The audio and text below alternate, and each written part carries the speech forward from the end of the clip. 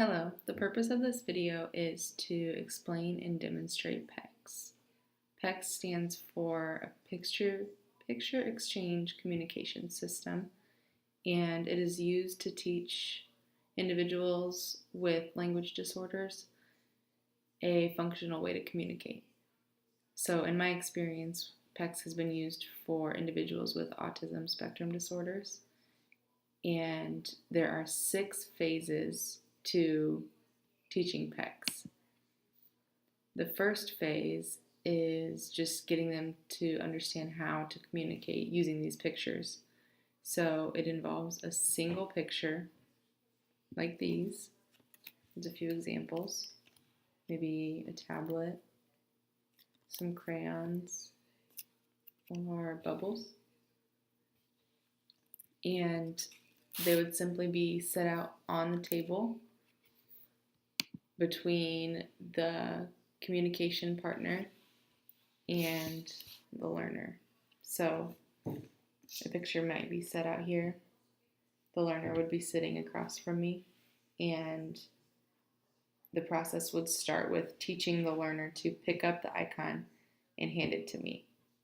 Then I would in turn see that this is bubbles and give the learner the bubbles right away so they understand the exchange happening.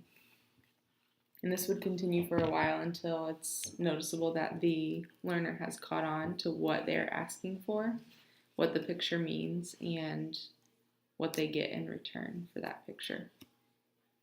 Then phase 2 would be teaching the learner distance and persistence with those mans.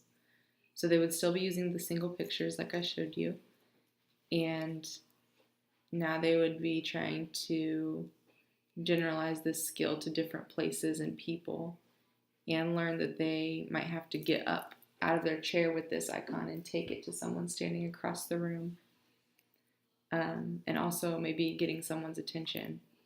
If they're not paying attention to them at that moment, they may have to tap their shoulder or use some other way to get their attention, maybe even just opening their hand and giving them the icon when their hand isn't already available.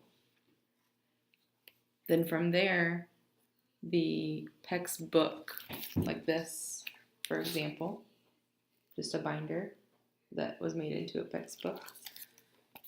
This would be introduced to the learner so that they have to start to differentiate between all the pictures inside. So at first there might not be this many pictures, but this is just an example of what the pages look like. So there might just be 2 pictures in the book to begin with. So the learner has to see maybe a picture of some milk and some peanut butter. And then they have to understand that when they give us the milk icon, they are going to receive milk. Same for if they give us the peanut butter icon, we are going to give them peanut butter. They have to be able to discriminate between those pictures and really understand what they're asking for. Then phase 4 moves on to forming the sentence structure. So there would be a strip on the binder, just like this. And the learner would then have to form a sentence. So they would need to use an icon that says, I want, and then maybe the toilet. So to form their sentence, they need to put I want and the toilet on this strip to be able to ask. And they would then give this strip to the communication partner to then ask, I want the bathroom. So then phase 5, the learner starts to understand that they can use their PECS to answer questions. So they just have their entire book in front of them, and someone may ask them, what do you want? And they should be able to go into their book and tell them exactly what they want, whether that be a toy or food, or they need to go to the bathroom, anything. They should be able to answer that question appropriately using their PECS.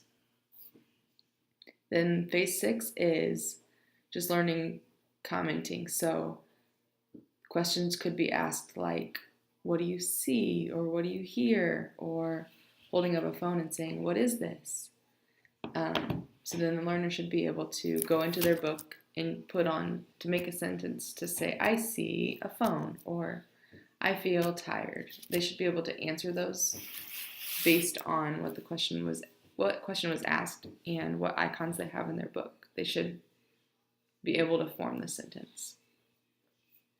And that concludes my video on PECS training and all the phases involved. Thank you.